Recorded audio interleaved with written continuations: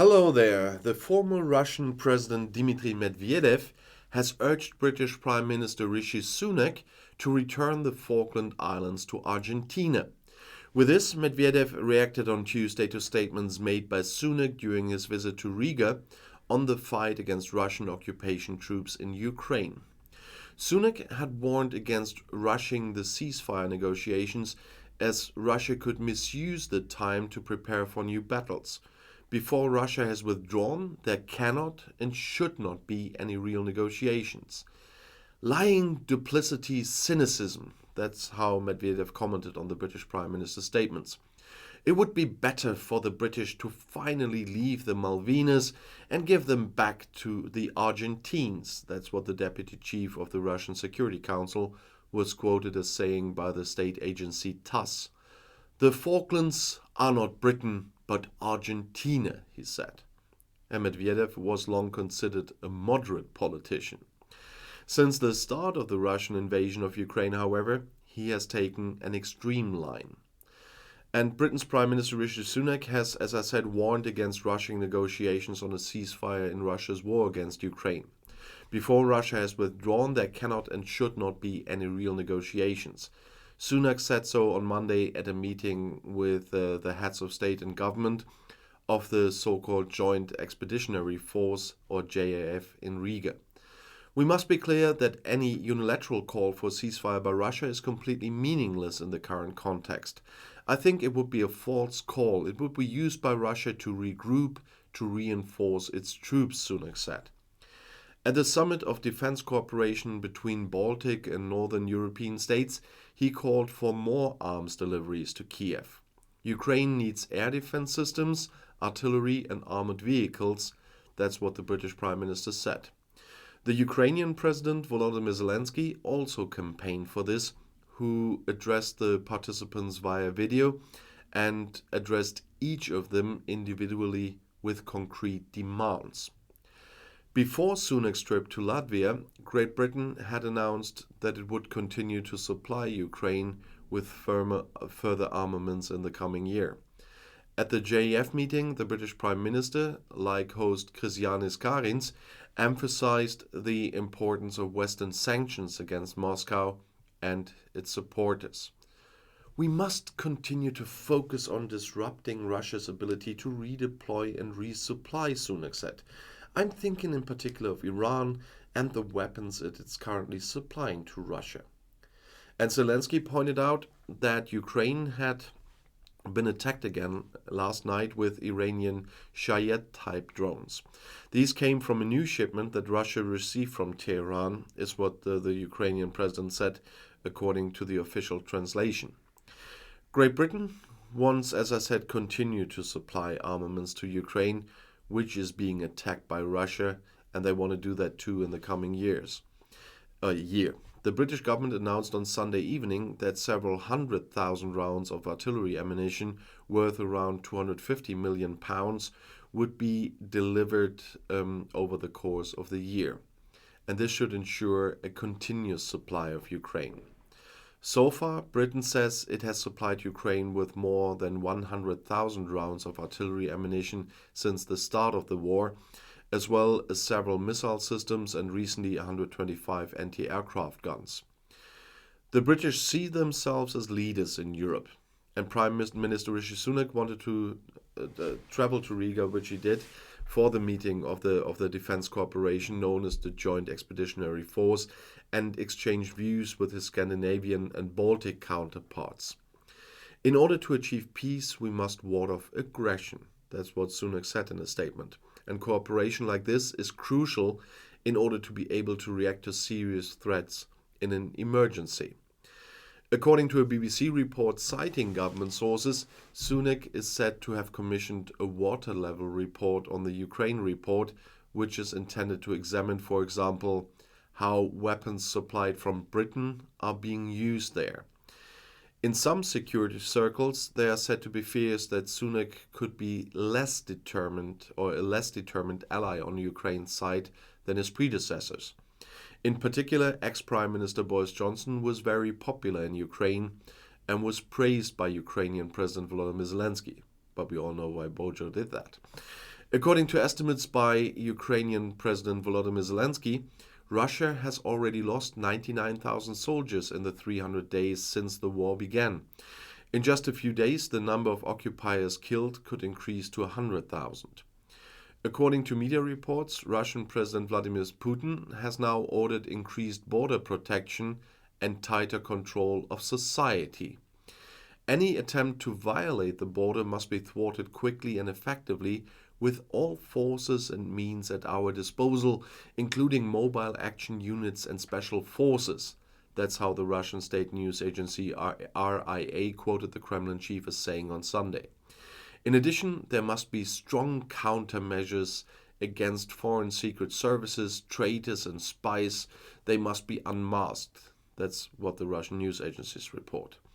It is necessary to thwart the actions of foreign special services and quickly identify traitors, spies and saboteurs. That's how the agency TASS quoted Putin as saying. The security forces should therefore ensure control over the places where mass events are held and over the strategically important infrastructure. One of the most important tasks of the security forces would be to protect the citizens of the new regions of Russia, as he puts it. And this meant the areas of Ukraine annexed by Moscow in violation of international law. Russia has violently seized and occupied large part of these regions in its war of aggression against Ukraine, which has been going on since February, and is now trying to defend them against Ukrainian counterattacks. And the United States accuses UN Secretary General Antonio Guterres of apparently giving in to Russian threats and not sending officials to Ukraine to inspect drones that may have come from Iran. We are disappointed that the Secretariat, which appears to have caved into Russian threats, has not carried out the Council's mandate to investigate, said U.S. Deputy Envoy Robert Wood. Guterres said the allegation will be looked at in the larger context of everything we're doing related to the war to determine if and when we should send officers to Kiev. Russia denies using Iranian drones in Ukraine, and there's also no mandate for UN officials to travel to Kiev to investigate the origin of the drones. Iran has admitted delivering drones to Moscow before Russia invaded Ukraine. The Secret Service of the Republic of Moldova, which borders Ukraine, also fears a Russian invasion next year. The question is not whether the Russian Federation will carry out a new offensive against the territory of the Republic of Moldova, but when. That's what Intelligence Chief Alexandru Musteata said on state television. A period between January and April is possible. And with this new offensive, Musteata was referring to the stationing of Russian soldiers in Transnistria, which has been a breakaway since the early 1990s, and who act there as so-called peacekeeping troops. But we know that's all smokescreens. But it is important that the Europeans stand together. And in this case, once again, I must emphasize, I'm happy about the close cooperation between Britain and continental Europe and the EU and so on, because that is the only thing that might help a bit. And we still have to expect a lot from Russia. But it's also important that the people will be helped at the forefront of this crisis. I mentioned it before, but I want to do this in this context again. A week ago, we had a direct video link from our city council to the city of Vinnytsia and the mayor of Vinnytsia in Ukraine, because our city is a partner city of Lublin in Poland, and Lublin and my hometown of Münster together are setting up a combined partnership with the city of Vinnytsia in Ukraine to send help there, to help the people directly affected. And this partnership will send generators there and a lot of supplies they are asking for, which are acutely needed at the moment, because also Vinnytsia in November was hit by missiles and probably Iranian drones fired by Russia, and a lot of people need help there, and so it is really important. But you hear it on the news every day. I'm talking about this in many videos. I'm talking about this at least once a week in my magazines when I'm talking about Europe, and I'm talking here about the British help with weapons for Ukraine. But in a situation where you directly work with Ukrainian people, we have a lot of Ukrainian refugees in my hometown here as well. And if you directly talk about this help, like in the video link with the mayor of Venezia, you remind yourself of not forgetting what's going on there. Because one problem is, I said it in the video, it's 300 days since the war started. And if it's on the news since then, it gets less on the news. Everybody will have realized that you see less and less reporting on the news now than you did in February or March.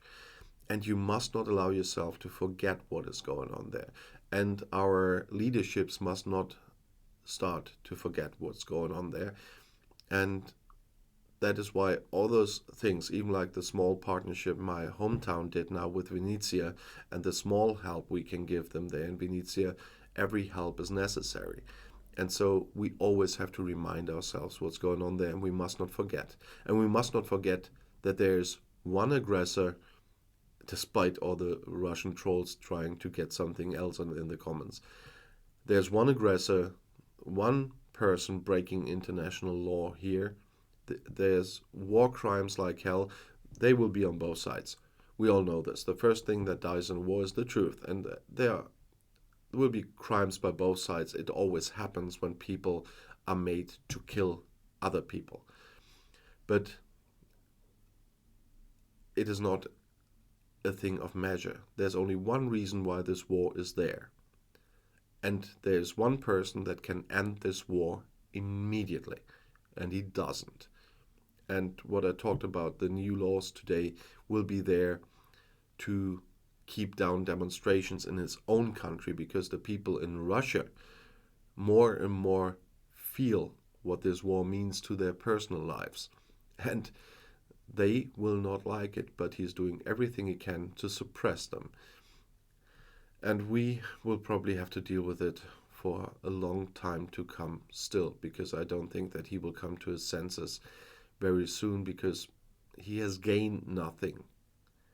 And then he is gone, and he knows that. That is the problem of the whole thing. But I'll see you in my next video. I'll be back.